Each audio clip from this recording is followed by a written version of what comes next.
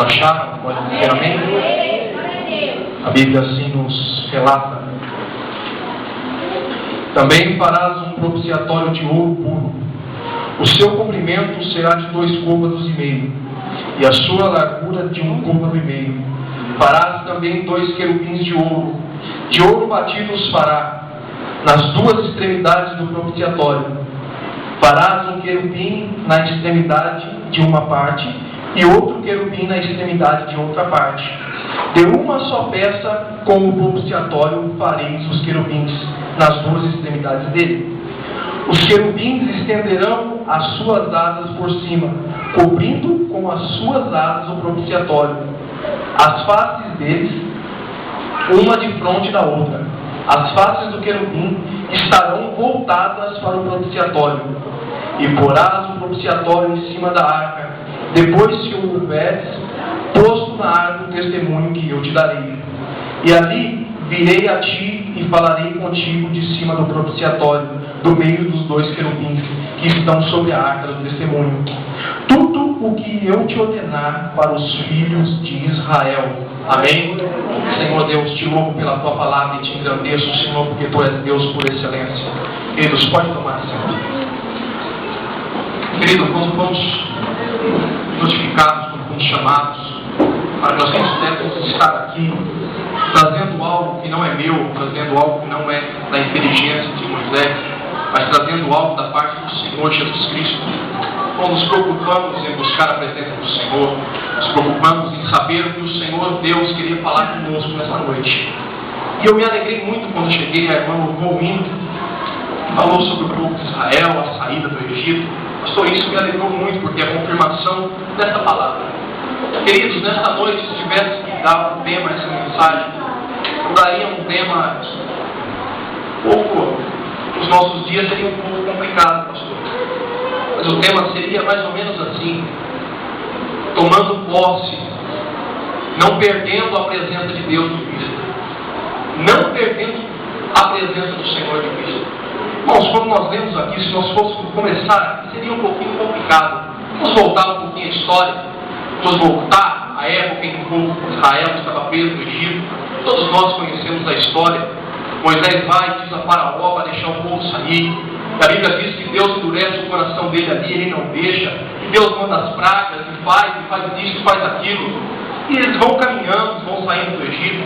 Chegaram diante do mar. Ali um olha para o outro e diz: olha, tem montanha para tudo quanto é lado, o mar na frente e Faraó atrás. O que nós vamos fazer? O homem de Deus ali tocou na água, e nós conhecemos a história, o povo passou. E até aí, irmãos, é uma história muito linda. Até aí, pastor, é uma história, se nós fôssemos contar, olha, o povo de Israel saiu com mão forte. Saíram sim. Mas o problema não foi ele sair do Egito. O problema foi depois do Egito. Quando eles chegaram no deserto. O primeiro dia era só alegria, olha, o Senhor fez maravilhas. O segundo dia era só alegria, olha, o Senhor fez coisas lindas. Mas no terceiro dia, um olha para o outro e diz: olha, todo dia que nós estamos comendo maná, maná, maná. Mas lá no Egito nós tínhamos pepino, cebola, nós tínhamos tantas outras coisas. Queridos, eles já começaram a inverter o valor de Deus. Será que o Deus que abriu o mar vermelho, será que o Deus que fez tantas coisas, queridos, que agora estava dando maná na porta da tenda deles, pastor, agora eles já estavam reclamando. Agora o Deus de Israel que abriu o mar já não era tão Deus assim para eles. E agora eles começaram a inverter o valor.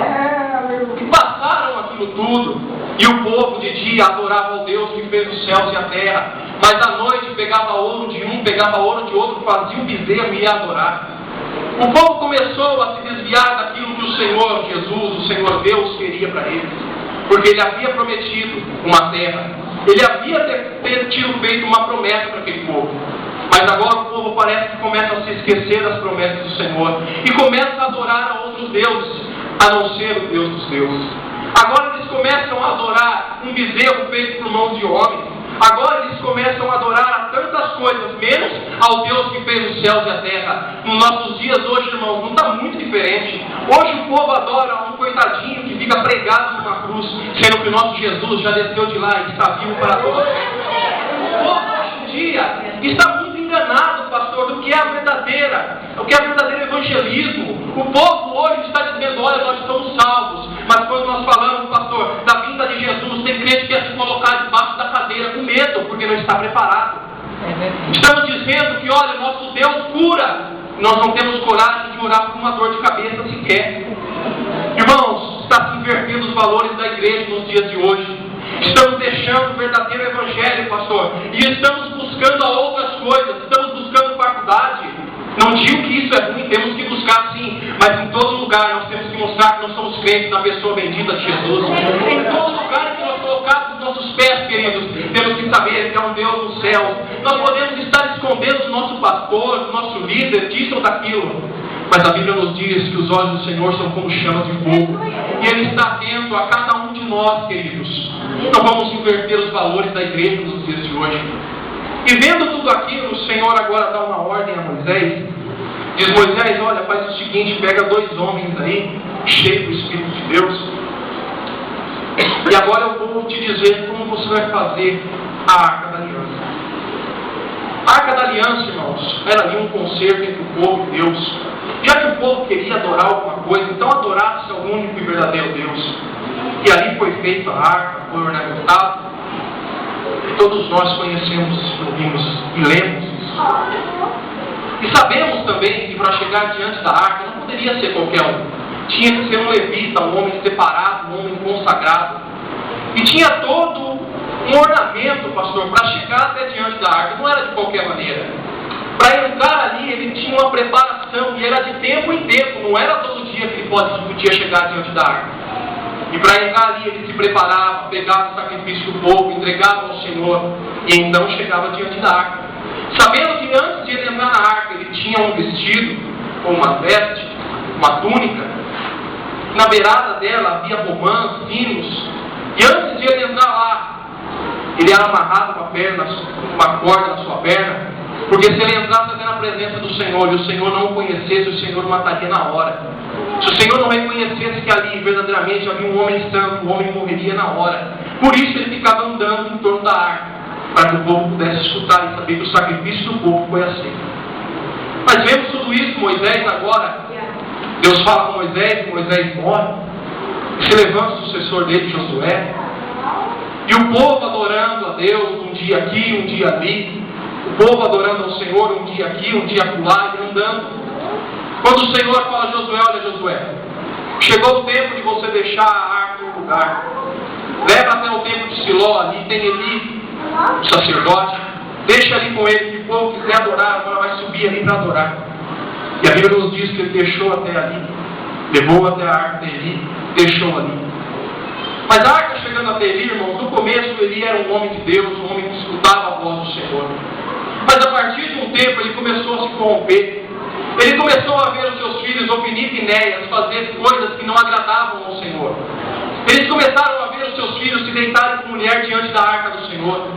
Eles começaram a ver, ao invés do sacrifício, Ofni e Finéias tiravam o melhor para ele, ou a picanha para ele, entregavam só os restos para o Senhor. Por isso eu digo para você nessa noite, o que você está entregando para Deus? Você está entregando o melhor, ou você está entregando aquilo que está sobrando para o Senhor? Queridos, uma palavra dura. Quando eu estava vindo, eu estava falando com meu tio, hoje o Senhor me deu uma palavra, pastor, complicada. Eu gostaria de dizer que o Senhor ia renovar casamento, que o Senhor ia dar uma casa, um carro. Mas irmãos, com casa ou não, com carro ou não, você vai entrar nos céus. Tudo isso ou não, você é herdeiro dos céus, pastor. Com dor no meu coração, mas atendendo à vontade do Senhor. Queridos, e ali o povo deitava, o povo fazia. Ao invés de ele agora corrigir conforme a lei, não. Passava um pano quente por cima e dizia, olha, são meus filhos, você sabe como que é. Mas nós sabemos que diante do Senhor nada fica embaraçado. E agora vemos uma vez o povo vindo contra Israel, e passou, veio aquele monte de gente contra Israel, os filisteus guerreando. Aí os dois vão para a batalha, e chegando ali no meio da batalha, aquela briga, e Israel perdendo a batalha. Aí um dos moços daquele homem diz, olha, você lembra como que era com Moisés, com Josué? Quando eles estavam perdendo a batalha, eles pegaram uma arca da aliança, trazia até no meio do arraial, e Deus era com eles, e olha, a vitória era ganha. E eles fizeram isso. Mas ao invés do Senhor ser com eles, um povo corrompido, que já não adorava mais o Senhor, que já queriam fazer outras coisas, agora vemos Ofni e Finéias morrer. O povo filisteu pegaram a arca e levaram embora. Sobrou um homem, chega até Eli. Olha, Eli, aconteceu o seguinte, olha, no meio da batalha os seus 2 filhos morreram. Na hora que aquele homem escutou aquilo, ele caiu, quebrou seu pescoço, morreu. E uma das esposas daqueles homens, que estava grávida, deu à luz a um filho e colocaram-se o nome dele de Icabô, ou foi-se embora a glória de Deus. Queridos, o que é um povo sem um Deus? O que é o povo de Israel sem a glória dele? O que somos nós, amados, sem a presença do Espírito Santo conosco? Queridos, nós não somos nada, nós nada temos. E pastor, algumas pessoas sobem em cima dos púlpitos e cantam, olha, restitui, eu quero de volta o que é meu. Querido, o que nós tínhamos antes de ter o Espírito Santo de Deus? Nós não tínhamos nada, nós não éramos nada. Mas quando nós entramos aqui, levantamos a mão para Ele, Ele nos libertou do pecado, Ele escreveu nosso nome no livro da vida. Ele agora já tirou, pastor, tudo aquilo que nos envolvia dos embaraços dessa vida, e agora Ele escreveu o nosso nome no livro da vida. Queridos, e pessoas que cantam, eu quero de volta, eu não quero de volta o que é meu. Eu quero ir para o céu, eu quero aquilo que já me foi preparado. E o Senhor Jesus disse, olha, eu vou vos preparar morada para onde eu estiver, estejais vós também. Quem sabe naquele dia, pastor, de braços abertos, Ele vai estar dizendo, olha, vinde benditos de meu Pai, tomai por herança a terra que eu vos preparei desde a fundação do mundo. Olha, pode entrar com o gozo eterno, porque olha, você guardou a minha palavra, guardou os meus mandamentos, sofreu lá assim, mas agora vai gozar para todos sempre comigo. Queridos, tudo será, queridos, para aqueles que adoram um coitadinho, ou para aqueles que oram para um santo qualquer, chegar naquele dia e dizer, olha, Senhor, no teu nome eu fiz tantas coisas. O Senhor olhar para ele e dizer, olha, apartai-vos de mim, porque olha, eu não conheço você. Olha, sai para longe de mim, porque eu nunca te vi.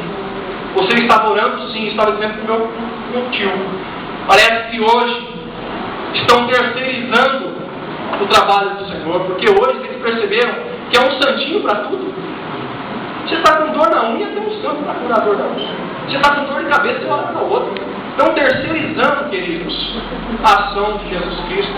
Mas Ele disse que no nome dEle nós faríamos coisas maiores do que Ele fez. O Senhor Jesus ressuscitou um homem depois de 4 dias. E Ele disse que no meu nome farão coisas maiores do que eu fiz. Queridos, você tem noção do que é isso? Você tem ideia do que é isso? Fazemos coisas maiores do que o Senhor fez. E eu louvo ao Senhor e alegro, porque Ele está voltando. Jesus Cristo está aí. A Bíblia diz que eis que estou à porta e bato. Olha, se você abrir, eu entrarei contigo e cearei. A Bíblia nos diz, olha, espera só mais um pouquinho de tempo, que o que há de vir virá e não tardará. A vinda do Senhor está aí, queridos. Breve, o nosso Rei bradará em glória e nos chamará para morar com Ele para todo sempre. Aleluia. Oh, aleluia. Vemos agora os filisteus levando a arca. Chegando lá, colocaram diante de Dagon, para eles era o Deus maior dele. Um Deus um tanto quanto estranho, porque metade era peixe e metade era homem. Diziam que era pai de Baal, que era pai daquele ou pai daquele outro. E colocaram a arca diante de Dagon. E uma coisa aconteceu, que depois de algum tempo, foram visitar novamente o templo de Dagon. E o Dagon, o Deus maior dele, estava prostrado diante da arca de Deus. Sabe, reconhecendo a grandeza do Deus Todo-Poderoso. Aí aqueles homens acharam estranho, pegaram aquilo ali, colocaram de pé de novo. Não vamos falar nada para ninguém, senão vão dizer que o nosso Deus é pequeno. E algum tempo depois chegaram lá de novo, e Dagon não estava apenas prostrado diante do Senhor, diante da arca de Deus. Agora ele estava com a cabeça e com suas mãos quebradas. Mas viram aquilo ali e se assustaram. Então, olha, vamos fazer o seguinte, isso aqui não está testando aqui, vamos dar isso aqui para outra pessoa. Levaram até a cidade de Bet-Semes. E chegando lá, havia alguns curiosos que queriam saber o que tinha dentro da arca do Senhor. E eles abriram a arca para ver o que tinha, mas na mesma hora o Senhor os matou, o Senhor os fulminou. E vocês se lembram que eu disse, para chegar diante da arca, tinha que ser santo, separado, tinha que ser lavado e remido pelo Senhor. E agora eles resolveram pegar a arca e entregar para Abinadab. Entregaram a arca para Abinadab e levaram, e a Bíblia nos diz que Abinadab recebeu aquilo com esposo, e a sua casa foi próspera. Abinadab agora recebeu aquilo, a arca da aliança, ou a presença do Senhor. recebeu aquilo e, com todo grato, agradeceu, e a Bíblia nos diz que o Senhor foi com ele. O rei Davi agora se levanta do trono e coloca no seu coração trazer novamente a presença do Senhor para Israel. Sai com o povo e vai buscar a arca.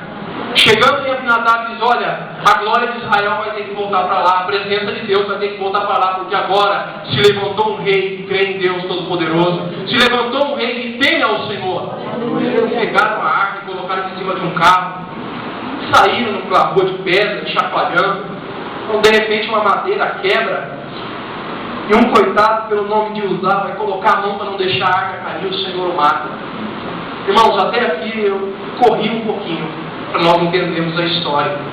Mas é a partir da morte de Uzá que o Senhor nos deu a revelação dessa palavra. Uzá agora morre. E eu me perguntei a Deus, pastor, por que é que ele morreu? Ele não queria fazer mal, ele queria segurar a arca. Aí o Senhor me fez lembrar que para chegar diante dele tem que ser lavado, remido pelo sangue do Senhor Jesus. Glória a Deus. Estamos orando achando que Deus é nosso amiguinho, que ao invés de orar pela presença dele, estamos dizendo: olha, Senhor, eu quero isso e aquilo outro. Esquecemos de agradecer pelo dia de vida, pastor. Já acordamos dizendo: Senhor, eu quero isso, aquilo outro. Detalhe, é para ontem. A Bíblia nos diz que há um tempo determinado para todas as coisas debaixo dos céus. Há um tempo para todas as coisas. Estamos achando que Deus agora virou o nosso empregado. E estamos nos esquecendo de dar a Ele aquilo que Ele merece. Porque tem crente dentro da igreja hoje que diz que é crente e tem medo de sexta-feira mesmo, que foi bom. Eu já disse isso em outro lugar. Tem crente falando: olha, eu sou crente, oh, aleluia! Mas tem medo de passar debaixo de uma escada por superstição. Tem crente: olha, eu sou crente, tem medo da mesa branca, amarela, cor-de-rosa, azul. Olha, eu sou crente, mas não pode ver um gato preto, irmão. Se esquece que é crente, fala: é um sinal. Para com isso, irmão. Não ser crente na pessoa bendita de Jesus. Olha, eu sou crente, o gatinho passa na frente. Jesus, toma conta. Mas esquecemos que conosco ainda vai o leão da tribo de Judá. Não é o gatinho que está guiando, pastor, é o leão que está bradando conosco. Queridos, não podemos desprezar a presença de Deus por nada. Não podemos nos esquecer da presença de Deus por nada. Vou contar um testemunho da minha vida. Um dia eu me esqueci da presença de Deus. Quando eu era muito pequeno, o irmão disse que vai fazer 27 anos de casado nos dias dos namorados, não é isso? Nos dias dos namorados, vai fazer 17 anos que meu pai morreu. Eu era crente, era pequenininho, tinha 6 anos, mas era crente. Ia para uma igreja, acreditava que Jesus Cristo era o meu Salvador. Mas ao meu pai morrer, minha família se estruturou. Quando meu pai morreu, queridos, eu fiquei com 6 anos de idade. Hoje não parece que eu tenho 18, vou ter 23. Naquele dia que meu pai morreu, minha mãe ficou sem o marido e agora com 3 filhos pequenos. O maior tinha 10 anos. E agora que uma mãe desempregada, com 3 filhos pequenos vai fazer. Começaram a se acabar as coisas dentro de casa, o alimento, a luz foi cortada, a água foi cortada. Começaram a acabar as coisas dentro da minha casa. Começamos a passar fome, não é verdade? Mas a Bíblia diz que ontem fui moço, hoje eu sou jovem, e nunca vi sequer um justo desamparado, nem a sua descendência mendigar o pão. E antes do meu pai morrer, pastor, tudo é pela graça, pela bondade de Deus. Meu pai plantou 2 pezinhos de mamão em um monte de casa. Irmãos, eu não sei se alguém foi da roça aqui, mas eu nunca vi um pé de mamão dar mamão 6 meses seguidos. Se alguém viu, conta pra mim. Irmãos, um pé de mamão sustentou 4 pessoas por 6 meses. Pastor, e cada dia que minha mãe ia lá, já não tinha mais gás, já não tinha mais sal, já não tinha mais açúcar.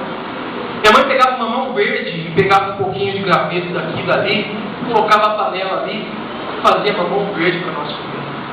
E nós ia dormir um pouquinho mais cedo, porque a barriga roncava, é difícil dormir com fome. Mas eu me lembro que toda vez que minha mãe ia colocar aquele mão no fogo, ela levantava as mãos e dizia: Senhor, se é isso que o Senhor tem para mim, graças eu te dou, Senhor, eu agradeço o teu nome. Querido, 6 meses. Passou 6 meses. Previdência mandou uma cartinha. Pastor, aí é impressionante. O SPC mandava cartinha todo dia. Mas o bendito INSS não mandava carta nunca. 6 meses passou, chegou a cartinha, minha mãe foi receber. Eu me lembro como hoje, com 6 anos de idade, minha mãe perguntou: filho, o que você quer? Eu falei: eu quero arroz e feijão.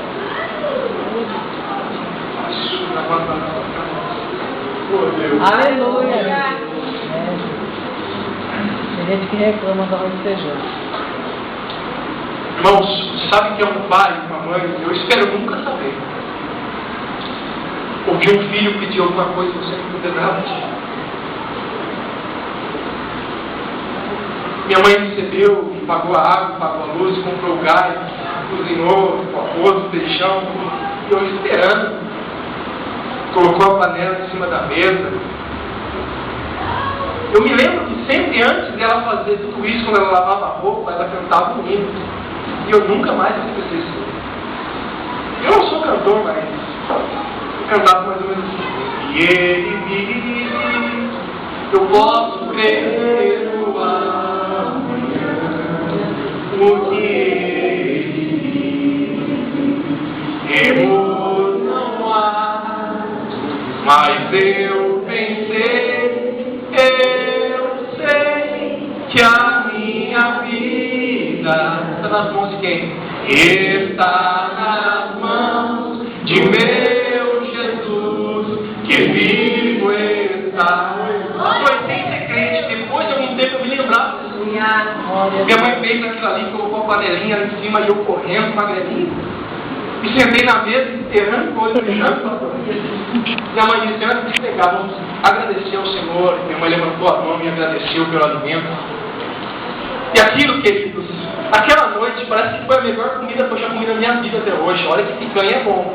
Mas o arroz e feijão da minha mãe naquele dia foi espetacular. Irmão, sabe que você dormia até um pouquinho mais tarde, pastor, porque a barriguinha estava cheia? Nossa, mãe, estou meio cansado, tanto comer.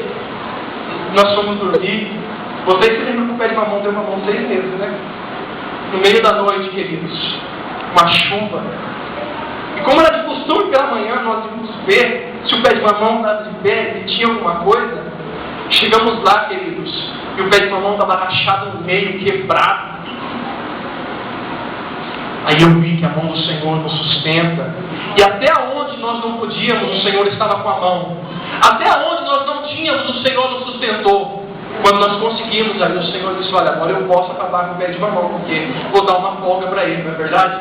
Ele já deu mamão 6 meses, a vida dele já está pronta.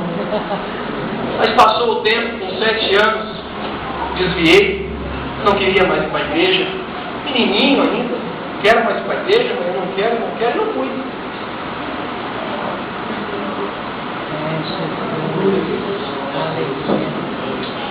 Passou-se o tempo, cresci, não era tão grande assim como o irmão disse, era um pouquinho menor. Passou 6, 7 anos, minha mãe foi atropelada dentro da escola, quebrou a perna, tinha parafuso, platina, longe da casa do Senhor. De repente, as coisas começam a virar um turbilhão, os rins da minha mãe param, começam a fazer hemodiálise, dá água no pulmão, açúcar no coração, penando nos irmãos. E a mulher não entendia que o Senhor Jesus estava chamando ela de novo. E afastado. Um certo dia, um amigo meu me fez uma proposta: olha, vamos fazer o seguinte, vamos para a igreja comigo hoje? Eu disse: olha, esse negócio de ser crente aí não está com nada. Eu ficava bravo quando o irmão ia fazer culto ao ar livre na minha casa, porque eu queria assistir o jogo de domingo. Eu: não, esse negócio de ser crente não dá muito certo. Então vamos lá. Ele tinha uma moto, pastor. Ele falou: se você for lá comigo, depois você tem que ter uma moto da moto. Eu falei: tá bem esse negócio. Irmãos, eu entrei na igreja, cabelo comprido, brinco na orelha, umas roupas, só o sangue de Jesus para proteger. Eu me lembro que tinha um homem de Deus pregando. E o pastor Fernandes, falo que é meu pai, estava sentado atrás. E o Senhor bradou na boca daquele homem e disse que ele tinha um plano na minha vida. Aleluia. E que um dia eu iria ministrar a palavra dele, pastor. E que um dia eu estaria em cima num púlpito falando que o Senhor é bom e que o diabo não vale nada. Queridos, e para a honra e glória do nome do Senhor Jesus, naquela noite eu levantei a minha mão para o Senhor e aceitei Ele como meu único e suficiente Salvador. Eu até me esqueci, vou dar a volta na moto. Eu fui embora. Até se eu ver, eu vou cobrar ele. Eu me esqueci daquilo e fui embora. E aí meu irmão tinha dito que através de mim a família inteira voltaria para a casa do Senhor. 2 anos depois, eu orando dentro de uma igreja, dizendo: Maranata, Maranata, ora vem, Senhor Jesus. Eu me lembrava da minha mãe que estava longe. Eu falei: Senhor, espera mais um pouquinho, espera minha mãe voltar, que o Senhor me fez uma promessa. 2 anos depois, cerca de 2 meses antes da minha mãe morrer, eu chamei ela para mim na igreja. Ela trancava a porta para mim não vir na igreja. Eu esperava ela dormir e pulava a janela para entrar na igreja.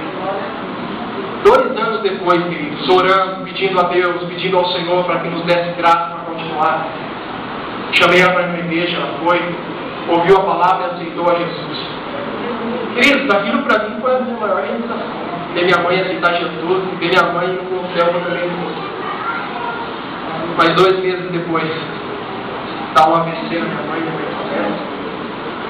uma semana antes, ela realizou o maior sonho dela, ver minha irmã aceitar Jesus. Oh, glória. E hoje eu posso dizer que eu e minha casa servimos ao Senhor. Hoje eu posso dizer que eu e minha casa levantamos as mãos e adoramos ao único que é digno de honra, glória e enaltecimento. Queridos, por isso eu digo para vocês nessa noite: não percam o Senhor de vista. Não percam a presença do Espírito Santo de Deus por nada. Não se esqueça do Espírito Santo de Deus. Não dê as costas para Ele. Queridos, apesar de novo, estou casado pela misericórdia do Senhor Jesus, tenho a minha casinha, tenho o meu carrinho, mas independente disso, queridos, a única coisa que eu não quero perder nessa vida